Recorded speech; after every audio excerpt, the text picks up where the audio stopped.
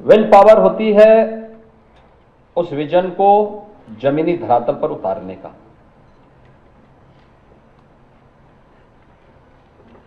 और वह आज गौतम बुद्ध नगर जनपद में देखने को मिल रहा है। उत्तर प्रदेश के अंदर आप कहीं भी जाएंगे, पूरब में, पश्चिम में, उत्तर में, दक्षिण में, कहीं भी आप जाएंगे, चारों ओर यह देखने को आपको मिलेगा। तो एक और मैं बधाई देता हूं कि 390 करोड़ रुपए की लागत से नोएडा अथॉरिटी का अपना शानदार भवन के प्रथम फेज का लोकार्पण आज यहां पे संपन्न हुआ है। और इस शानदार ऑडिटोरियम में यह पहला कार्यक्रम नोएडा अथॉरिटी की ओर से अब नोएडा और दादरी विधानसभा की 2,500 करोड़ रुपए की परियोजनाओं के लोकार्पण और शिलान्यास के लिए भी, इसके लिए मैं धन्यवाद भी देता हूं, क्योंकि इस अथॉरिटी के पास यहां की जनता से जुड़ी हुई बुनियादी सुविधाओं की जिम्मेदारी भी है। और ये 2,500 करोड़ रुपए जनता से जुड़ी हुई उन समस्याओं के समाधान के लिए अथॉरिटी के द्वारा जो पैसा खर्च किया गया है या खर्च किया जाएगा अलग अलग सुविधाओं के लिए, उन सब से जुड़ी हुई है। आपने उत्तर प्रदेश के परसेप्शन को भी देखा है। बदले हुए प्रवेश में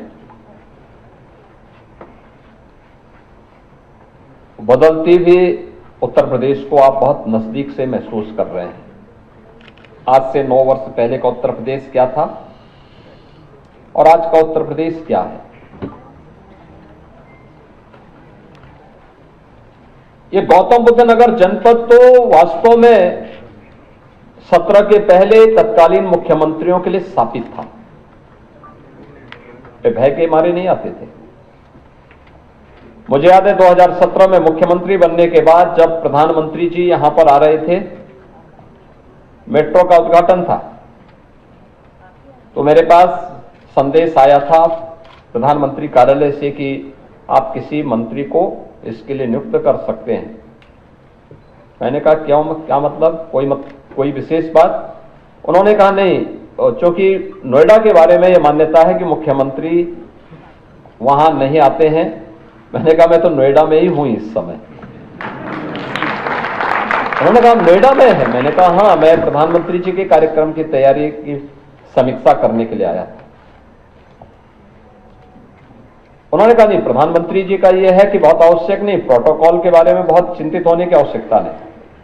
मैंने कहा नहीं, मैं तो इन सब बातों को नहीं मानता हूं। मैं आध्यात्मिक व्यक्ति हूं लेकिन रूढ़िवाद को नहीं मानता हूं।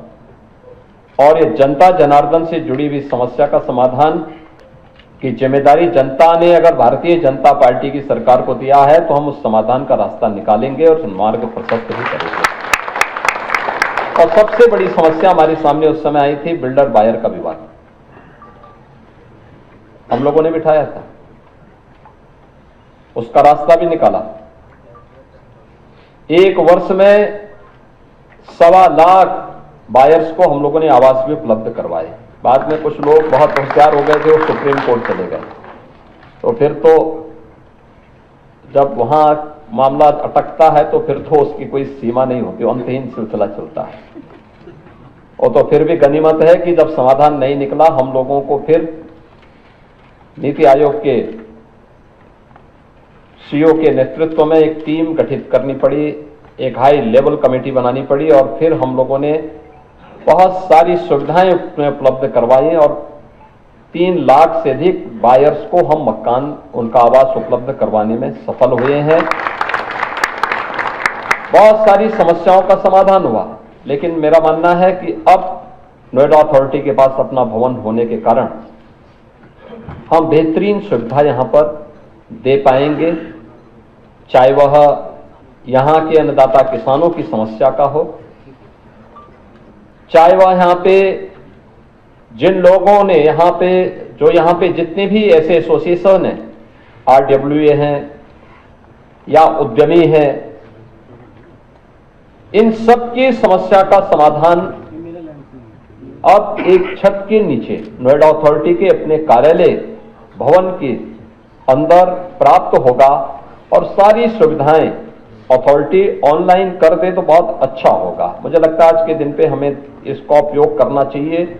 बेहतरीन सुविधा हो सकती है। Integrated command and control centre के माध्यम से हम एक एक कार्य को देख सकते हैं, वॉच कर सकते हैं, जवाबदेही तय कर सकते हैं, उन कार्य को आगे बढ़ा सकते हैं। हम लोगों ने पहले भी कहा है, जिन लोगों ने अथॉरिटी से जमीनें ली हैं लेकिन वहां पर निवेश नहीं किया है, एक समय सीमा के बाद नोटिस जारी करिए, वहां नए निवेश को आमंत्रित कर दीजिए, नया लैंड बैंक बनाइए। जब नोएडा अथॉरिटी की परिकल्पना हुई होगी 1970 के दशक में, तब में और आज में बहुत अंतर आ गया है। हमें आज के परिप्रेक्ष्य में सोचना है, परिवर्तन कैसे आता है।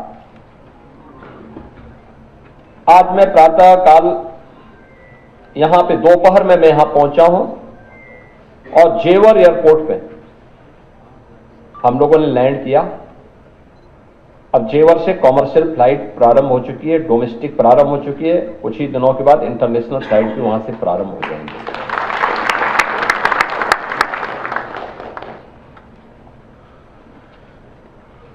इलेक्ट्रॉनिक सर्किट के निर्माण की आज यहां पे कोरिया के साथ मिलकर के एक ग्रुप के द्वारा लगभग 7,000 करोड़ रुपए के निवेश की आधारशिला रखी गई है। यानी इलेक्ट्रॉनिक कंपोनेंट और इलेक्ट्रॉनिक सर्किट की मैन्युफैक्चरिंग अब इसी जनपद में होगी। सोलर सेल का भी आधुनिक मैन्युफैक्चरिंग हब यही जनपद बनेगा। दूसरी यूनिट 8,200 करोड़ रुपए की, उसका भी आज हम लोगों ने आधारशिला रखी। आप सोचो, ये निवेश वहां हो रहा है, फिल्म सिटी वहां बन रही है, अपैरल पार्क वहां बन रहा है, मेडिकल डिवाइस पार्क वहां बन रहा है। जो पहले प्रदेश का सबसे खतरनाक जगह मानी जाती थी, लोग जाने में डरते थे। शाम को 5 बजे 6 बजे के बाद वहां क्या स्थिति होती थी हर व्यक्ति जानता है। और आज ये सभी निवेश वहां पर आ रहे हैं, इसलिए क्योंकि डबल इंजन सरकार ने आदरणीय प्रधानमंत्री जी के नेतृत्व में